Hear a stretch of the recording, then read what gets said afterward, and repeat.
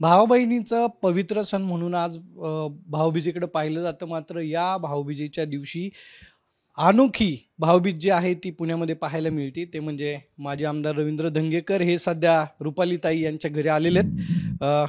ताई, गेल्या अनेक वर्षाचं तुमचं हे नातं आहे, भाऊ घरी आलेत आणि आज प्रत्यक्ष म्हणजे माध्यमांसमोर येतंय तुमचं हे भाऊबीजेचं नातं. आमचं भाऊबीजेचं नातं म्हणजे जेव्हा मी मनसेमध्ये आले तसा तो मला वडीलधारीच माझे बंधू म्हणून प्रत्येक वेळी मार्गदर्शन केलेलं आहे. आणि भाऊबीज आहे, भाऊ माझ्या घरी आलेला आहे आणि बहिणींनी त्यांना ओवाळलेलं आहे. म्हणजे नवीन काही नाही आहे. भाऊ हा बहिणीकडं भाऊबीजेला ओवाळणीसाठी येतच असतो हिंदू संस्कृतीप्रमाणे. त्याच्यानुसार आमची भाऊबीज साजरी झाली आहे. फक्त ती भाऊबीज साजरी होत असताना ती सगळ्यांच्या तुमच्या साक्षीने होते, हे महत्त्वाचं आहे. आपण तुम्ही दोघं पण मनसे सोडून महायुतीमध्ये आलात. महायुतीमध्ये दोघं पण घटक आहेत. हो, पण मग त्यासाठी म्हणजे भाऊ बहिणीसाठी पक्षाचा कुठला असा आम्हाला लक्ष्मण रेखा वगैरे नाहीये ना. नाही, पण तुम्ही दोघंच पुण्यासाठी भांडतायत, वेगळ्या वेगळ्या विषयावर लढतायत. म्हणजे ही लढाई मनसेपासूनची होती की आत्ता सुरू? नाही, एक लक्षात घ्या, मनसेपासून आम्ही कार्यकर्ता म्हणून लढत आलेलो आहोत. आणि माझा जो काही मनसेमध्ये प्रवेश झाला 2006 साली, तेव्हा वाटतं मला रवी भाऊ 2 टर्म नगरसेवक होते. त्यामुळे ते आम्हाला मोठे बंधू म्हणून मार्गदर्शन करायचेच. आणि तेव्हापासून आमचा जो रस्त्यावरचा कार्यकर्ता आहे, अन्यायाच्या विरोधात आम्ही पेटूनच उठतो. मग ते सत्तेत असो किंवा विरोधात असो, तिथे माघार घेत नाही. ती ती जेव्हाची जी ज्योत आहे ती अजून तशी तेवत आहे, त्याच्यामुळे ती थांबलेली नाही आहे. त्यामुळे सत्तेत जरी आलो आणि जर कुठे चुकीचं होत असेल तर दोघांचंही ती रिॲक्शन आहे की ती पेटून उठणे आणि त्याला विरोध करणे. म्हणजे अन्याय दिसलं की कंबरड्यात लाथ घालणं, ती जी पद्धत आहे ती ॲटोमॅटिकली आतनं येते. नाही, पण जर बघितलं तर सातत्याने पुणे शहरामध्ये जे वातावरण खराब केलं जातंय त्या विरोधात तुम्ही दोघं आक्रमक आहेत, दोघं महायुतीत आहेत. समोरून आता तुम्ही त्या दिवशी मेधा कुलकर्णी यांच्या विरोधात आंदोलन पुकारलं होतं, तेही महायुतीत आहेत.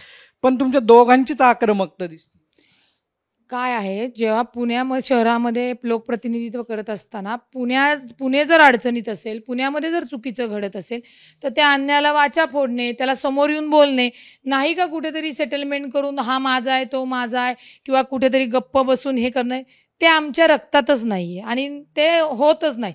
आता माझ्या विषय म्हणजे मी ज्या विषयाशी बोलले त्याच्या आधीच नेमका वेगळा विषय म्हणजे तो मुरली अण्णांचा विषय समोर आल्यानंतर आम्हा कार्यकर्त्यांना पदाधिकाऱ्यांना सवय की पुराव्यानिशी बोलायचं आणि कायदेशीर पद्धतीने त्याचा पाठपुरावा करून सामदाम दंडभेदाने तो निकाल लावायचा. आता मेधा कुलकर्णी डायरेक्ट आल्या, दोन धर्मामध्ये तेढ निर्माण करायला लागल्या, तिथे डायरेक्टली ज्या बेकायदेशीर आहेत त्या बोलायला लागल्यानंतर आम्ही शांत बसलो तर मग आमच्या कार्यकर्त्या होण्याचा उपयोग काय? नाही, पण मग ह्या सगळ्या पुण्याच्या वातावरणाच्या ह्या परिस्थितीत बहीण भावाच्या पाठीशी राहिली की भाऊ बहिणीच्या पाठीशी उभा राहिला?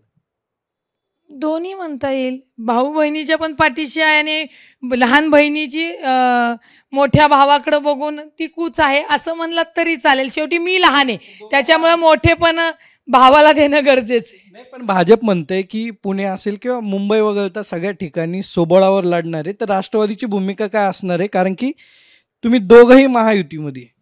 एक लक्षात घ्या, पक्षाचा जेव्हा विषय येतो तेव्हा पक्षाचे जे राष्ट्रीय अध्यक्ष आहेत तो जो आदेश देतील तो आम्हाला मान्य असेल आणि आम्ही पाळूच. परंतु पुणे शहरामध्ये सक्षम आणि बोलणारे आणि रोखठोकमध्ये पुणेकरांच्या लोकांना न्याय देणारं नेतृत्व सुद्धा आलं पाहिजे. त्याच्यासाठी महायुतीतच आम्ही आहोत.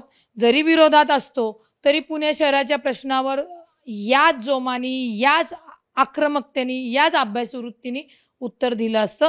त्याच्यामुळे आता शिंदे साहेब एकत्र लढणार आहेत की नाही मला माहीत नाही. राष्ट्रवादी काँग्रेस पार्टीचा अजून आदेश आलेला नाहीये. फक्त बीजेपीच्या मुख्यमंत्री साहेबांनी सांगितले की बाबा मुंबई वगळता आम्ही सगळीकडे स्वतंत्र लढू. मग बघू. राष्ट्रवादी काँग्रेस पक्षाचे नेते आणि शिवसेना शिंदे साहेब हे काय यांनी निर्णय घेतला तर तो त्या पद्धतीने आम्ही बघू. नक्की निर्णय घेतला तर बघितलं जाईल असं म्हणतात. किती दिवसांनी तुम्ही हे नातं तुमचं समोर आणलं? नाही, हे तर आम्ही नेहमी भेटतो. 2 दिवसापूर्वी जो रुपालीताईंचा वाढदिवस होता मी इकडेच होतो आणि आणि आम्ही कायम भेटतो, विषय तो नाही. आणि माझ्या घराच्या शेजारी तिचा व्यवसाय आणि आमच्या एका भिंतीलाच तिचं ऑफिस आणि माझं घर आहे. त्यामुळे येता जाता आणि आमचं कौटुंबिक जिव्हाळ्याचं नातं आहे. गेली 30-35 वर्ष पुणे शहरात काम करताना कुटुंब परिवार म्हणून आम्ही काम करतो. ती बी करते, मी बी करतो. आम्ही राजकारणाच्या बाजूला ठेवून आम्ही कुटुंब सांभाळतो. कधी सुखदुःखाला आम्ही एकमेकाच्या हातात असतो. कधी आमच्या घरी काय अडचण असेल, तिच्याकडे अडचण असेल, ते नातं आम्ही जोपासलेलं आहे. कारण पक्ष राजकारण ह्याच्या पलीकडे आम्ही नेहमी येतो जातो, बसतो उठतो आणि एकमेकाच्या कधी असं वाटलंय की रुपाली ताईला अडचण आहे तर आपण एक फोन करून विचारायचं की तुझी काय अडचण येत आहे. ती कधी विचारते भाऊ तुझं काय अडचण आहे. म्हणजे एवढं असलं तरी एक समाधान असेल. त्या समाधानातून आम्ही कुटुंबाचं पुढं आमचं चाललेलं आहे. आम्ही सभागृहात असताना रुपालीताई पक्षात आल्यानंतर मी नगरसेवक होतो. पण त्या टायमाला आम्ही तिच्याशी बोलून त्या सगळ्या महिलांशी बोलून एक नवीन चेहरा पक्षाला द्यायचा म्हणून आम्ही सगळी टीम तयार आणि त्या टीममध्ये रुपालीताई अग्रेसिव्ह होती आणि मनसेसारख्या पक्षाला शहरामध्ये चांगल्या पद्धतीने काम आम्ही केलं त्यावेळेला.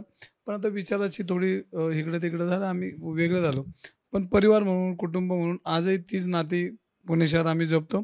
त्या नात्यातूनच आज ह्या ठिकाणी आलो आणि तिचं घर म्हणजे माझं घर आहे. शेवटी बहिणीचं घर म्हणजे आपलं घर असतं आणि तिचे मिस्टर असतील बाकीचे असतील एक परिवार म्हणून आज आम्ही भेटत असतो.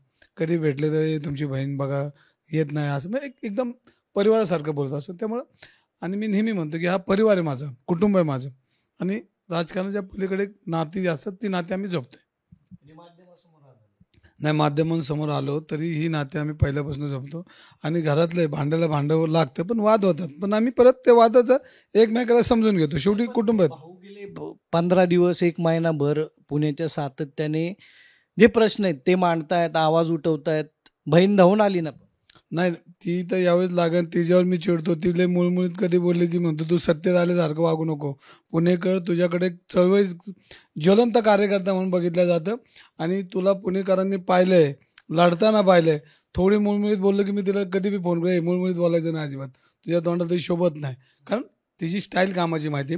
सत्ता असल्यानंतर एकदा नेत्यांच्या जवळ आपण काम करत असताना काही बंधनं असतात पण ती बंधनं ठेवून ती बोललं की माझं लगेच तिकडनं फोन आहे बोलू नको.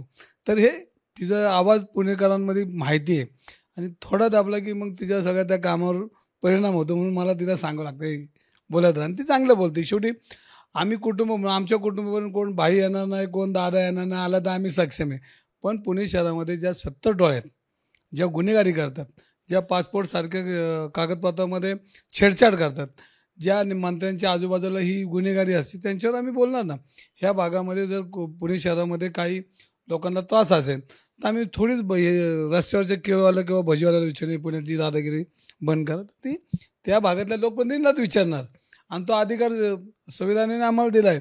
कारण शेवटी आम्ही कुटुंब म्हणून काम करतो. आज जर आम्ही इकडनं गेलो तर या भागातला नागरिक असेल, पुण्यातला नागरिक असेल, त्याला दुःख असेल तर तो आम्हाला विचारतो की भाऊ आम्हाला मदत करा. आणि त्यावेळेला शेवटी आवाजात दम पाहिजे, ताकद पाहिजे, बोलल्यानंतर समोरचा अधिकाऱ्याने ऐकलं पाहिजे. या सगळ्या गोष्टी सिस्टीमचा भाग आहे. आणि सत्ताधारी लोक काही सिस्टीम हायजॅक करतात. त्यांना आमची भाषा कळत असते, त्याची कळते आणि माझी कळते. त्यामुळे जनतेचं काम बऱ्यापैकी होतं आणि जी आहे ही भाषा आमची काही लपून राहिलेली नाही. आम्ही सज्जन आहोत, सज्जन लोकांना आहोत. दुर्जनांना दुर्जनासारखं वागावं लागतं. जी भाषा त्याला समजती त्या भाषेत आम्हाला उत्तर द्यावं लागतं. पण मग सातत्यानं 15 दिवस तुमच्यावर टीका होतीये. भटकं कुत्रं म्हटलं तुम्हाला, रील स्टार म्हटलं, ते कपड्याच्या दुकानात गेलेले व्हिडिओ व्हायरल झाले. मग हे काय होतं? बघा बाटलीतले बाबूराव काय बोलतात ह्याचं आम्हाला घेणं देणं नाही. आणि जे बाटलीतले बाबूराव बोलतात त्यांना हे लोक बोलणार. मी काही लोकांशी बोलत नाहीत. पण जे आड्यावाले, ताडीवाले, गुत्त्यावाले ह्यांच्याशी मी काय बोलणार. मी बोलणार सन्माननीय प्रकाश जावडेकर साहेबांशी बोलणार, मी प्रदीपदादा राऊत साहेबांशी बोलणार, मी माननीय शिवळे साहेबांशी बोलणार, माननीय विजय काळे साहेबांशी बोलणार. प्रचंड व्यक्तिमत्व आहे, प्रचंड पुणे शहराचं व्हिजन म्हणून काम केलं आणि त्यांच्याबद्दल आदर आहे. मी गुत्त्यावाल्यांना आणि आड्यावाल्यांना भेटणं आणि बोलणं त्यांच्यावर मला शोभत नाही. नाही पण आज खासदार म्हणले की मी लक्ष देत नाही त्यांच्याकडं. ते देणार कसे? त्यांचं लक्ष बिल्डरकडे ना. बिल्डरचे व्यवसाय ते, त्यामुळे ते आपल्या कशा लक्ष देतील? त्यांच्याकडे लक्ष समाज देईल. आता सुरुवात झाली ती. पुणेकर चांगले ओळखून आहेत. पण मग संजय राऊत म्हणतायत की पक्षातलेच बोलवते धनी आहेत तुमचे, तर कोण आहे मग? नाही भाजपमधला गट आपल्याबरोबर काम करतो ना. त्यांचं संजय राऊत चुकीचं बोलत नाही, ते बरोबर बोलतात आणि ते सुचकता त्यांच्याकडे बऱ्यापैकी आहे. आणि ते म्हणले की कुठल्या भाजपच्या लोकांना हे चांगलं वाटतंय? जी 7-8 लोकांनी ही महानगरपालिका ओरबडून खाल्ली, PMRD ओरबडून खाल्ली, मेट्रो ओरबडून खाल्ली, आज बिल्डरांना हाताशी धरून कोट्यवधी रुपयाची माया जमा केली जाते. मग ह्याच्यामध्ये तुम्ही विचार करा की ह्याच्यामध्ये जे काही चाललं हे कुठल्या भाजपच्या कार्यकर्त्यांना किंवा नेत्यांना आवडत नाही. पण आता तोंड दाबून बुक्क्याचा मार असाल मग त्यांची भाषा मला बोलायला लागते ना. नाही पण तुम्ही मग आज सगळं बदललंय तुमच्या सोशल मीडियावरचं, काय त्याचं कारण? मी सकाळीच सन्मान्य आमचे नेते श्रीकांतजी शिंदे साहेबांचं माझं मोबाईलवरनं बोलणं झालं. पण माझी जी भूमिका आहे ही पुणेकरांची भूमिका आहे. आणि मी म्हणलो तुम्ही मला सपोर्ट केला पाहिजे. आणि त्यांच्याशी माझी चर्चा झाली. आणि ज्यांनी हे बातम्या पेरल्यात आता त्याच्यावर उद्या मी बोलणार आहे. पण मी कुठलंही माझ्या ट्विटरवरनं ह्याचं कुठलं नाव मी काढलेलं नाही, नव्हतंच तर काढण्याचा प्रश्नच येत नाही. पण ही जी पेरणी चालली आता सोशल मीडियामध्ये ती पेरणी ही कमर्शियल पेरणी आणि त्याला उत्तर उद्या मी सकाळी देणारच आहे. आज माझं ट्विट होईल संध्याकाळी. पण मग ह्या सगळ्या परिस्थितीत तुम्हाला काय घेरलंय? कोणाला?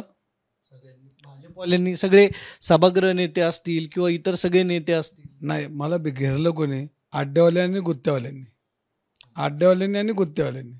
मला घेरलं का जावडेकर साहेबांनी? मला घेरलं का राऊत साहेबांनी? मला हे वरिष्ठांबरोबर मी काम केलं आहे आणि त्यांच्या कामाची पद्धत माहिती. ही जी चोरांची टोळी जी त्या भाजपमध्ये जमा झाली त्यांच्याविरुद्ध मला बोलावंच लागणार ना. आवाज उठवणार महायुतीत असून मग महायुतीचा धर्म नाही पाळत. महायुती म्हणली का तुम्ही अन्याविरुद्ध बोलू नका? कुठल्याच पक्षाचा नेता असं म्हणत नाही. चुकीचं असं चूक म्हणणं हे कार्यकर्ते, जिवंत कार्यकर्त्यांची लक्षण आहेत. पण मग एकनाथ शिंदे साहेबांशी बोलणार? मी सगळ्यांशीच बोलतोय, चर्चा होती. आणि मी बघा, हे तुम्हाला शेवटचा भाजपचा कार्यकर्ता ह्या रोडला फिरत असताना त्यांनी येऊन सांगितलं ना की दंगेकर जैन मंदिर, महावीरांचं मंदिर घाण ठेवण्याच्या विरोधात बोलू नका, तर मी बोलायचं बंद होईल. पण त्यांनी सांगितलं पाहिजे की महावीरांच्या विरोधात बोलू नका. नाही पण मग एवढ्या खालच्या थराला काय भटके कुत्रे म्हणजे सगळे पक्ष सोडून वगैरे आले असं ते अचानक कुठून? नाही, पण मी ताडीवाले आणि गुत्तेवाल्यांशी बोलत नाही. ताडीवाला आणि गुत्तेवाला आणि आड्यावाला यांच्याशी काय बोलायचं?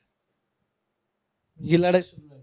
लढाई बंदच जाणार नाही. मी या पृथ्वी तलाव जोपर्यंत तोपर्यंत माझ्या पक्षाचा जरी एखादा माणूस चुकीचा वाटला मला तर त्याच्याविरुद्ध आवाज उठवणार. कारण शेवटी आपण समाजाची देणेकरी आहेत आणि आम्ही जर आज बोललो नाही तर हे पुनश्वर लुटून खातील. पुढची पिढी आम्हाला माफ करणार नाही. कारण आमचे पूर्वज हे बेकार होते. ही शब्द ऐकावं लागणार आहेत. ते ऐकायला लागू नाही म्हणून आम्हाला बोलावं लागणार आहे. पण काँग्रेसनी पण पाठिंबा दिला अध्यक्षांनी. हो, सगळेच देणार आहे. ही भूमिका काय एकटे रवी धंगेकरची का? ही भूमिका जैन मंदिर ही अस्मिता आहे, आपलं धार्मिक आहे. आणि अशा वेळेला जर एखादा लुटत असेल तो खासदार त्याच्याबरोबर हातात हात घालून फिरत असेल आणि परत आज सकाळी म्हणलं माझा मित्र आहे, राहणार आहे, मग तू लढ आणि खास लोकांच्या जमिनी. आम्ही बोंब बोलतो, समाजाला जे हिताचं असेल ते बोंब बोलणार आम्ही. तुमचे बोलणं टाळलंय त्यांनी, काय मोठं माणूस कसं बोलणार? आता एवढे बिल्डर लोकांचं म्हणलं ना, मी बिल्डर माझा मित्र आहे, मग तो दंगेकर कसा मित्र आवडेल? त्यांना गरीब आहे का काय मिळणार आहे?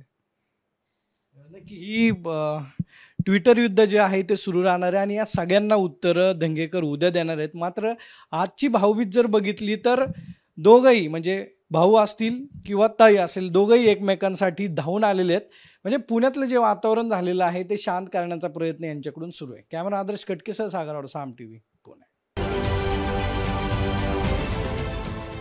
देश विदेशातील प्रत्येक घडामोडींचे लाईव्ह अपडेट मिळवण्यासाठी आता साम टीव्हीच्या सर्व सोशल मीडिया प्लॅटफॉर्मला लाईक, फॉलो आणि सबस्क्राईब करा.